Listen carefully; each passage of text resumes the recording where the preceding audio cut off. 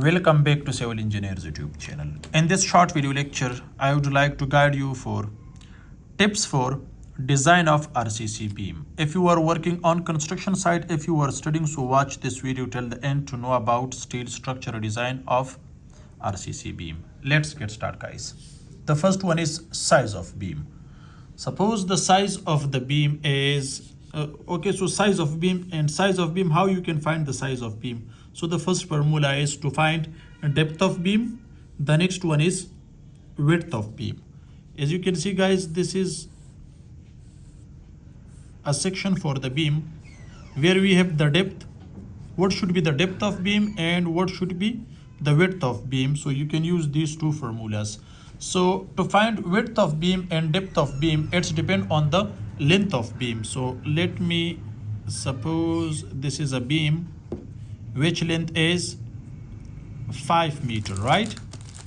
And this is one support, this is other support, and the span between two column is 5 meter. So what should be the size of beam?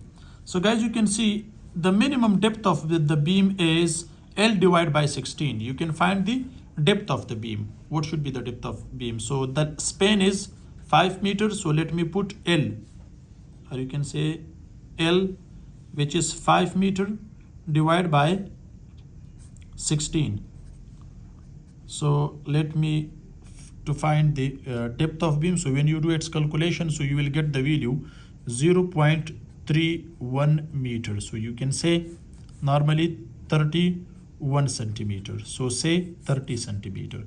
So the depth is here 30 centimeter. So this is the way to find the depth of the beam. So in next video, I will guide you how much steel is required at the bottom of the steel and also at the top portion, etc. Right? So now to find width of the beam. So how you can find width of the beam, guys? You can see this one. So finding width of the beam. So the formula is B, or you can say W, width of the beam, is equal D divided by 1.5, where the D is 30 centimeter. So let me put it 30 centimeter or 31 centimeter. So I am putting here 30 centimeter divided by, because the depth is 30 centimeter, divided by 1.5. You will get the value 20 centimeter. So the width is 20 centimeter here. This is the way to find width and depth of the beam, and the length should be required here, right? Next, guys, here amount of steel, how much steel is required minimum from the IS Indian Standard Code, how much steel is required for the beam, slab and column. Okay, the next one is also very important. For the beam, we required 4% of steel from the cross-sectional area of the beam. So this is cross-sectional area of the beam. So if you have any area, so we required 4% of the cross-sectional area.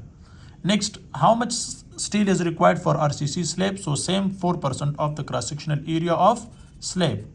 This is the next one.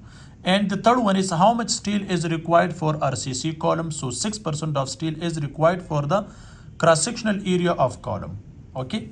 Now, guys, you can see number of stirrups. How you can find the numbers of stirrups? Suppose this is RCC beam, and we are providing the stirrups to maintain the steel reinforcement, longitudinal bars, or keep the spacing, you can say. So you can use the formula length of the beam without concrete cover, one side concrete cover and other side of concrete cover, divide by center to center, or you can say spacing between two stirrups. If that is anything plus 1, so you will get the numbers of stirrups. Suppose I have 5 meter span of beam, right?